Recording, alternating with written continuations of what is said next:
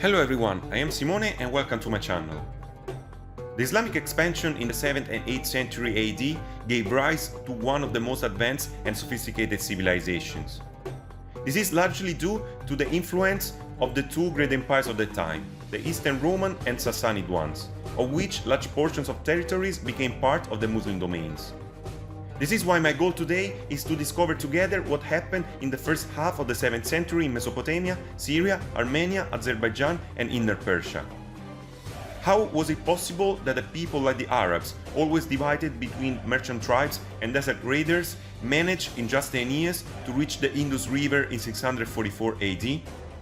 This process crumbled the two biggest superpowers of the ancient world. The Eastern Roman Empire barely survived, losing, however, populous and very rich territories, and Sassanid Persia was completely annihilated. Shortly before the rise of the Arabs, the two empires had concluded a long and exhausting war that dilapidated the economic resources of both. The conflict finally ended in 628 with a complete victory of the Romans led by the Emperor Flavius Heraclius near Nineveh, which also led to the deposition of the Sassanid Emperor Khosrow II, victim of an internal conspiracy. Following this event, in Persia, in just 4 years, from 628 to 632, a violent crisis led to the alternation of a dozen figures on the throne. They were members of the Khosrow dynasty, generals and members of the imperial court that reigned for a few months, and then brutally deposed. Even the authority of the capital Ctesiphon over the other provinces and governors weakened. In the meantime, the country was shaken by epidemics and famines, with a heavy taxation that harassed the populations to pay the war damages to Constantinople.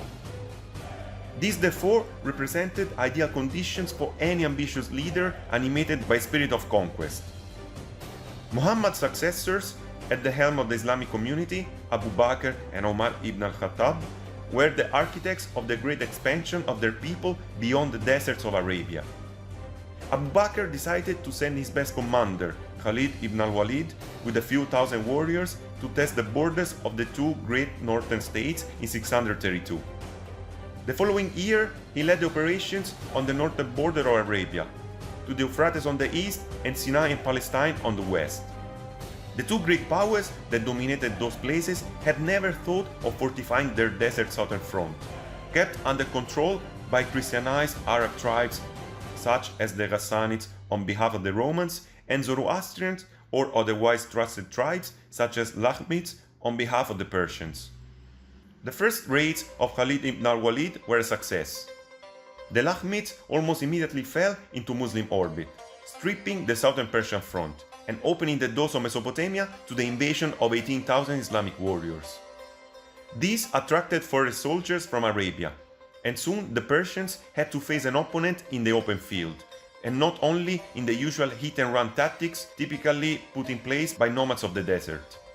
Khalid was perhaps the most skilled general of his time.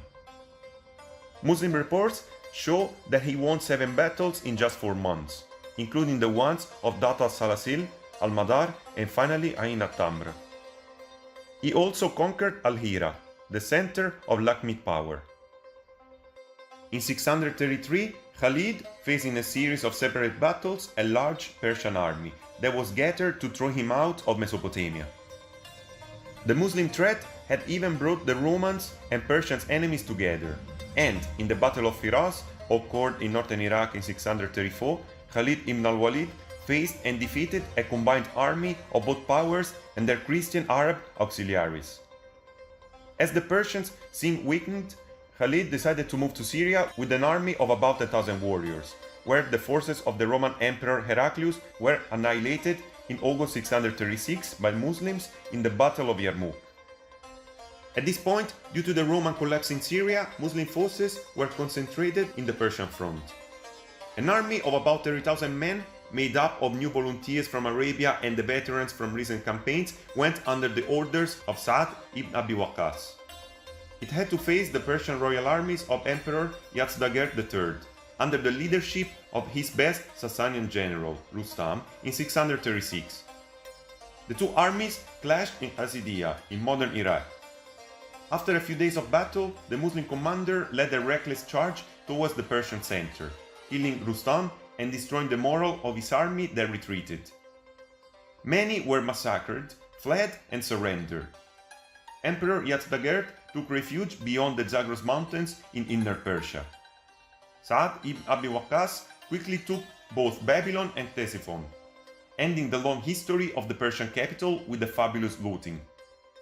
Never before have the Arabs seen such a rich, luxurious, and sophisticated city.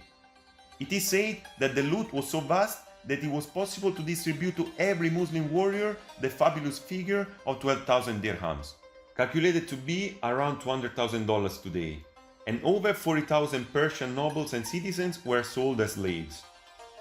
The cities of Birta and Bud Ardashir in northern Mesopotamia remained under Persian control. So Caliph Omar ordered his commanders to take them in order to guarantee full control of these central strongholds for trade and defense of the region. After a few battles that lasted for a few months, these centers fell, and the two cities were renamed Tikrit and Mosul. It seems that the ruler Yazdagerd did not accept his defeat and decided to take back the lost lands, including Ctesiphon. As he was in control of much of Persia, Azerbaijan, Afghanistan, Pakistan, and part of the current republics of Central Asia, he could amass a military force. Yazdagerd, who will be the last of the Zoroastrian Shahenshah, ordered incursions into Mesopotamia under the command of Hormuzan in the years between 638 and 640.